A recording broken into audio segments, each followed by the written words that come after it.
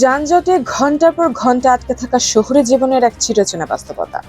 কিন্তু যদি আকাশপথে উড়ে কয়েক মিনিটেই পৌঁছে যাওয়া যায় গন্তব্যে, হ্যাঁ, ঠিক শুনেছেন, নিউ ইয়র্কে সেই ভবিষ্যতেরই এক ঝলক দেখা গেল।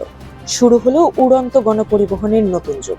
সোমবার জন এফ কেনেডি আন্তর্জাতিক বিমানবন্দর থেকে প্রথমবারের মতো পরীক্ষামূলকভাবে চালানো হয়েছে বৈদ্যুতিক আকাশযান ট্যাক্সি। এই প্রদর্শনী উড্ডয়ন পরিচালনা করে জবি এভিয়েশন এবং স্থানীয় বিমান চলাচল কর্তৃপক্ষ। এই পরীক্ষামূলক উড্ডয়নটি জেএফকে থেকে শুরু হয়ে ম্যানহাটনের ওয়েস্ট 30তম হেলিপোর্ট, এরপর ওয়াল স্ট্রিটের ডাউনটাউন স্কাইপোর্ট ঘুরে আবার জেএফকেতে ফিরে আসে।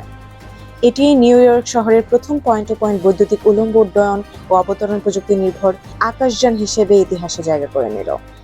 জবি এভিয়েশন জানিয়েছে, তাদের ব্যাটারি চালিত আকাশযানগুলো প্রচলিত হেলিকপ্টারের তুলনায় প্রায় 100 গুণ কম শব্দ করে এবং সম্পূর্ণভাবে কার্বন নিরসন মুক্ত, যা পরিবেশ বান্ধব পরিবহনের নতুন সম্ভাবনা তৈরি করছে।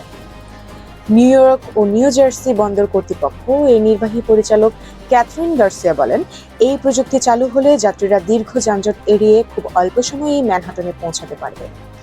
তবে এখনো সেই সেবা সাধারণ মানুষের জন্য চালু হয়নি, কারণ এটি এখনো যুক্তরাষ্ট্রের ফেডারেল বিমান চলাচল প্রশাসনের পূর্ণ অনুমোদন পায়নি। প্রতিষ্ঠানটি এখনো চূড়ান্ত অনুমোদনের শেষ ধাপে রয়েছে। প্রযুক্তিগতভাবেই আকাশযানগুলো হেলিকপ্টারের মতো উল্লম্বভাবে উড্ডয়ন করতে পারে এবং বিমানের মতো দূরত্ব অতিক্রম করতে সক্ষম।